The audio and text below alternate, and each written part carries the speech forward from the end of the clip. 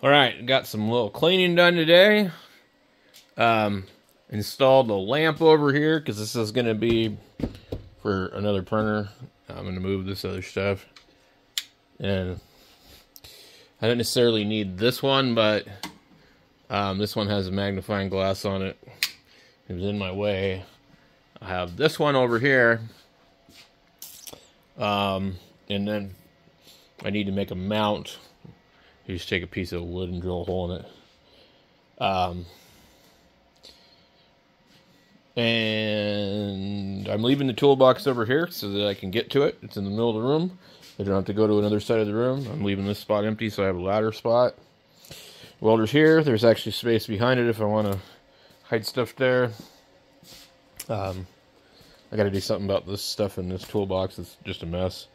In fact, the two toolboxes, as all three of them, need to get organized. Not to mention I got three more in the house. So I got to do something about this area back here. But over here, it's pretty much kind of, not a lot I can do. Right now, I'm printing these cool green strips. And they snap into place. And they look a lot better if you can print them in one section. So I found on, I don't know, is it Printables? Maybe it was Printables.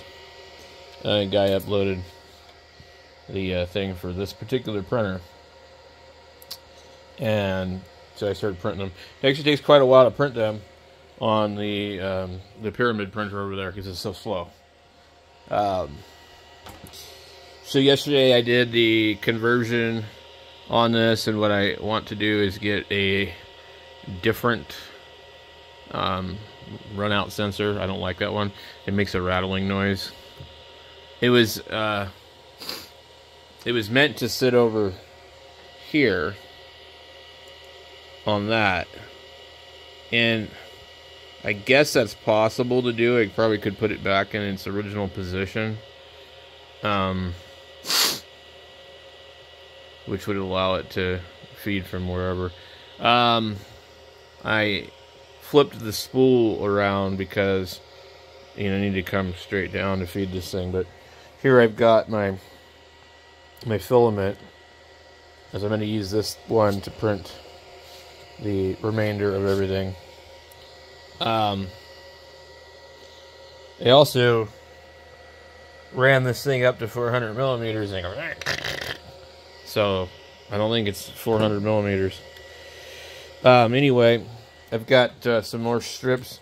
These are specially printed, and I printed these on the Ender, the 3V SE. Came out way better, way better. So I know I got a problem with that other printer. So like if I was to squeeze this on the other one, it would just break really easily. So I think it's like under extruding or something. These, the quality is really good. And there I was thinking that that printer was just completely a piece of crap, and it seems to be working quite well. The ones that were printed had big blobs on the end. I mean, you can kind of see. I had to clean them all up. They were all really bad. Now, the guy's kit, or kit, he lists lots of files. There's files for all of them. He, for some reason, specs out some ones over here that don't make sense. There's so many of them, I'm not sure which ones I printed.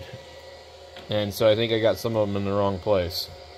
But anyway, I got the spool holder. This took quite a while to print. Like 2 hours for each little side. An hour or two for the thing here. I want to say probably 3, 6, 7, 8, maybe 8 hours to print all that. I don't know. But it's great because you could tighten these things down. I did have to fiddle with them quite a bit to really get them to fit. And those were printed on the ender, and usually I have a lot more trouble with that. So, anyway, I'm gonna finish doing some printing, and then gonna jump on the radio. It's like 12 o'clock, so see if there's some kind of contest going on or anything like that. Maybe try and get things a little cleaned up over here. We will catch you guys later.